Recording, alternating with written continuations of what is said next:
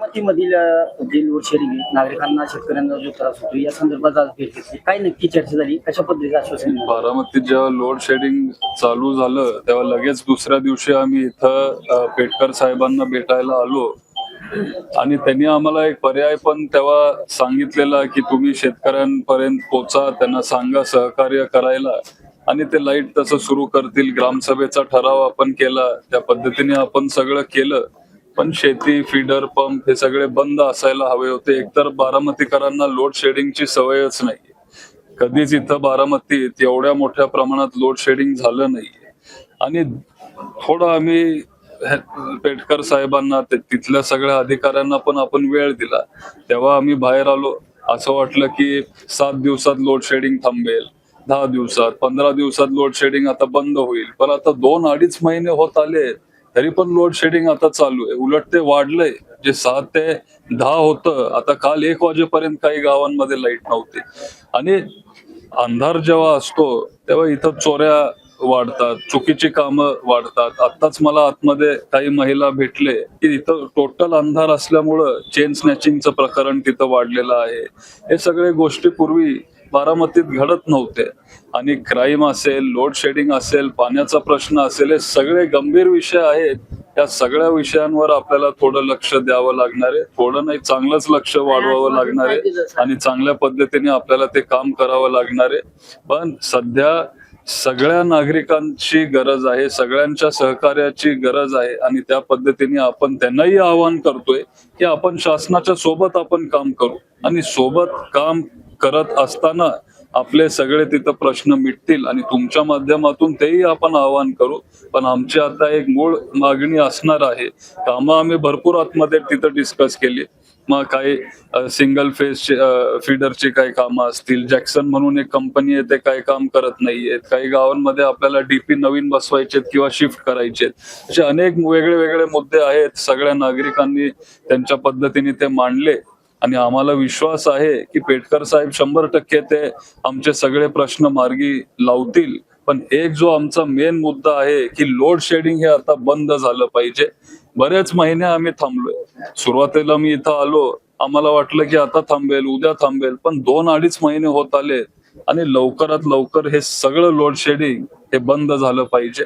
एवढीच आमची मागणी असणार आहे. आश्वासन काय दिलं अधिकारी? आता 2-3 हेक्टर त्यांचे जे सिंगल फीडर आहेत ते आता साधारण 47-48 गावांमध्ये ते बसवण्याचं काम ते करत होते. साधारण 17 गावांचं काम झालंय. 30-31 गावांचं काम आता राहिलंय. ते आता जून एंड पर्यंत ती सगळी कामं संपतील. काल जी लाईट 1 वाजेपर्यंत गेली ते आता 1-3-4 दिवसात ते बंद करतील. असे काय आश्वासनं त्यांनी आपल्याला दिलेले आहेत. पण लोड शेडिंग बद्दल ते काय अजून बोलायला तयार नाहीये.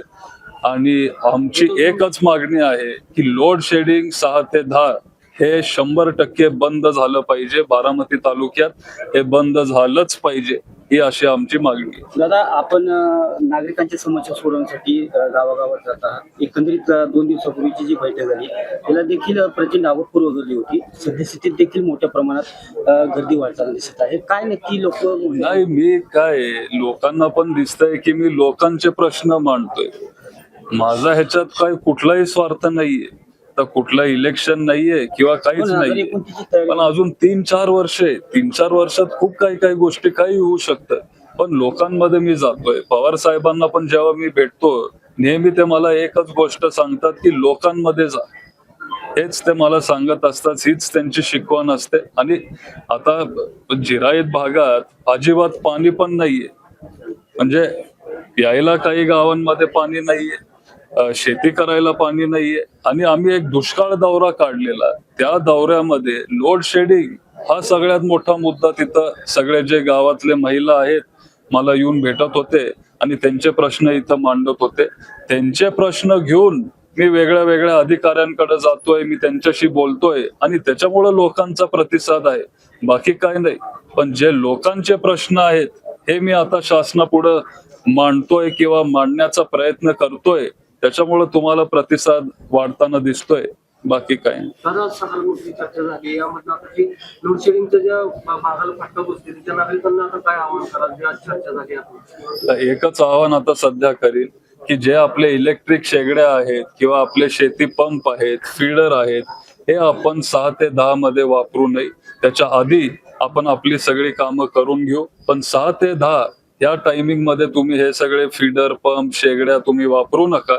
आपणही त्यांना सहकार्य करून बघू आणि ते 6 ते 10 मध्ये आपल्याला लाईट देतील. आपल्या घरगुती वापरासाठी घरापुरती ते आपल्याला तसं लाईट देतील असंही शब्द त्यांनी आपल्याला दिलेला आहे.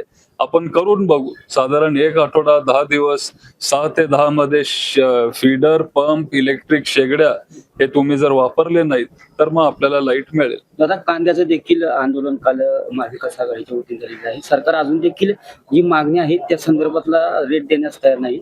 कालचं आंदोलन धरपकड देखील करण्यात आली. त्यामध्ये आता आपल्याला इथंही आंदोलन करावं लागेल. आपल्याला महाराष्ट्रभर ते आंदोलन उभं करावं लागेल आणि मागणी त्यांनी अजिबात स्वीकारलेली नाही असं पण नाहीये. कांद्याचा भाव जो 5 आणि 6 रुपयावर गेलेला, आता शासनाने आपल्याला 15 रुपये किंवा 16 रुपये ते देतील किंवा नाफेड 15 रुपये तरी कमीत कमी देतील असं शासनाने आपल्याला सांगितलेलं आहे. पण 15 रुपये तरी पण ही खूप कमी रक्कम आहे. साधारण 25-26 रुपये कमीत कमी कांद्याला भाव मिळाला पाहिजे ही आमची सगळ्यांची मागणी. आणि मला आठवतंय की पवार साहेब जेव्हा कृषी मंत्री होते तेव्हा परिस्थिती उलटी होती. कांद्याला एवढा भाव तेव्हा मिळत होता की हे जे आज सत्तेत आहेत ते तिथं पार्लिमेंटमध्ये कांद्याची माळ घालून आलेले की कांद्याला आता सोन्या एवढा भाव मिळतोय आणि त्याच्यामुळे त्यांनी तो भाव कमी करावा. हाच तो फरक आहे पवार साहेबांमध्ये आणि आत्ताचे जे सत्तेधारी आहेत त्यांच्यामध्ये. शेतकऱ्यांसाठी जर कोण विचार करत आलेत किंवा आज पण जर शेतकऱ्यांचे प्रश्न जे मांडत आलेत ते फक्त आणि फक्त पवार साहेब आहेत आणि पवार साहेबांच्या मार्गदर्शनाखाली महाराष्ट्राचा शेतकरी हा पुढे जाऊ शकतो.